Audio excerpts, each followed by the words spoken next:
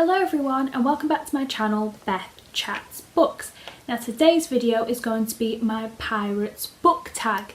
Now I was tagged in this by Matthew from MCS Books, and I just want to apologise to Matthew because he tagged me in this tag about a month ago, and I've just been so busy recently that my book tag videos have been really badly backlogged. So I haven't really been able to do them very recently because one, I have been pretty busy, but two, this particular book tag took me a long time to think about because some of the questions I found quite difficult to find an answer for. So I'm really sorry Matthew, I haven't been avoiding this book tag and it's finally here. I know you've also tagged me in another book tag and I have a couple of others to do, so I'm trying to get through them as soon as possible, so I'm so sorry for the delay. But the original tag of this video was made by James from Plots and Points, and I will link his original video down below. I will link Matthew's version of this video down below so that you can go and check these both out, and I'm finally going to get to the tag. So without further ado, let's get straight into this book tag.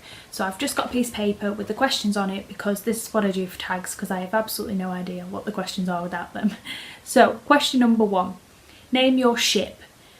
Pick a book title that you want as the name of your fearsome vessel. So I'm going to pick Homegoing by Yar Nassi. Now I finished that this month and I've really enjoyed that, but I'll talk about that more in my wrap up.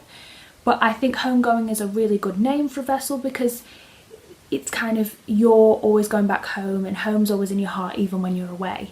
I just think it's a heartfelt kind of name and I'm all about the heartfelt, so I just thought it was a really nice name for my vessel. So number 2, pick your flag. Choose a creature/monster to put on your flag.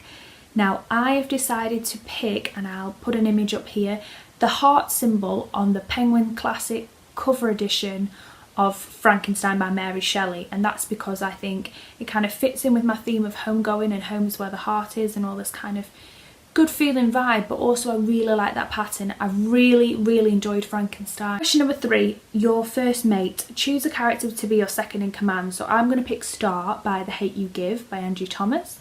I'm going to pick her because I've recently also finished that book and I think she's real kick-ass. She's very strong-minded, she's very independent, she's a really heartfelt person who really goes with her heart. She's really caring, she's very mature, and I think she is who you want your first mate to be, the person that's on your team. Number 4, the Navigator. Choose a character to help guide your ship across the ocean.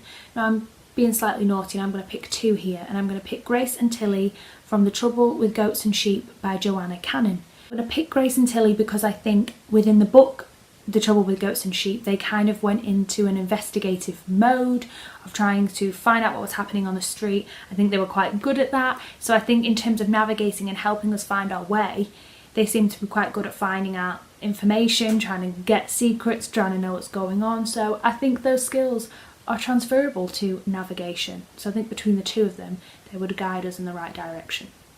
And then number 5, the raiding crew. Choose 2 to board enemy ships and do your fighting for you.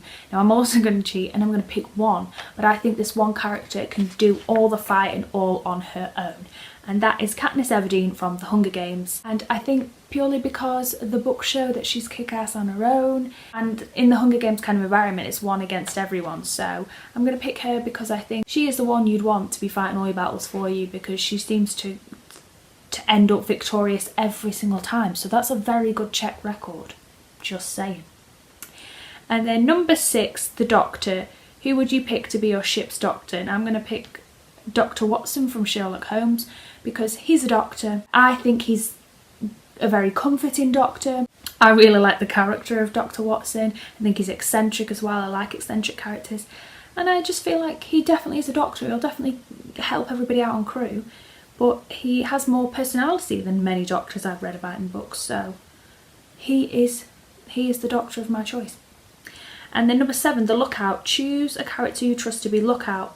So I would pick for this August from Wonder by R.J. Palacio, and I would pick that because I would definitely trust that character. I think he's a really sweet character. I just wanted to find an excuse to put him on my crew because I think he's phenomenal. I think his journey is really important, and I think he's a character that shows so much truth, which makes him such a trustworthy character. He's so open and honest from the beginning. I think he would do everything in his power to be a good lookout, and I wanted to look out for him by putting him in the ship, and he'd look out for me by playing his part, as he always does. So I just really wanted him on my ship, so yeah.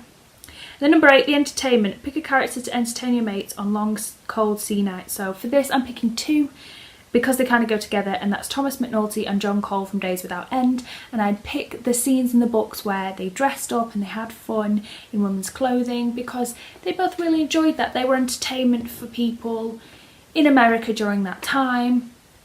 I don't see it as overtly sexual, or I don't see it as the cross-dressing as an issue of gender or sexuality in the book. I just see it as innocent entertainment, so that's why I pick them. I don't pick them because I want to assume what the dress up meant about their gender or their identity or their sexuality. I didn't see it as that. I saw it purely as entertainment that they enjoyed, and I think everybody on my ship will also enjoy that entertainment, so I want to pick those 2. And then number 9, Poop-Deck Swabber. Choose the character you want to force to scrub the poop deck. So I'm going to pick Mrs. Danvers from Rebecca by Daphne du Maurier, because Mrs. Danvers is a vile character. I really didn't like her. I really didn't like the way that she made Mrs. De Winters second guess herself and why she was at Manderley and their relationship.